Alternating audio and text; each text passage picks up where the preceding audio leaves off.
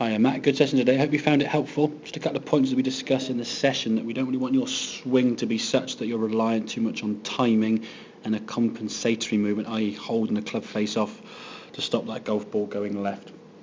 As you said, if you don't play for a couple of months, then you've lost that sort of feeling and that timing. So when you start coming back, you're going to end up getting that sort of hook shot, and that's going to ever be there in your swing as a bad fault. So ideally, what I want to try and do, if we can get a little bit taller in the legs, a little bit more tilt in the spine, that's just going to help your lower half work, a little bit less movement in the backswing, and reduce this squatting that we'll see now. If we look at the movement here on the left hand side, we can see the knee going forward, quite a lot of gap now between your lower half.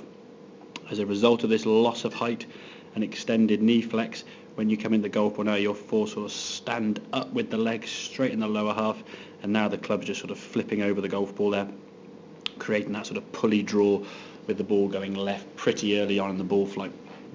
So what we're trying to do is sort of almost that sensation that we're staying taller in the backswing, so the lower half now is not working. We're keeping our height nicely and getting that club nice and high in the backswing, the club face a little bit squarer to target.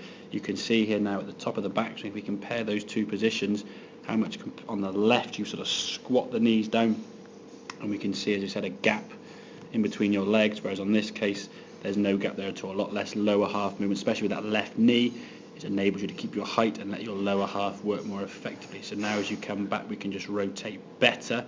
It's going to reduce that flipping with the club face, and we can turn right the way through to target. So just feel a bit taller in the legs to start with, a little bit more lean with your setup, and then, as I say, as you're swinging back now, reducing that leg action on the way back, that's going to help you keep your height, enable a better rotation through the golf ball, and stop that club head closing up impact, hitting that pull draw. So hope that all makes sense. Any questions for you, Matt, give me a shout, and I'll see you soon.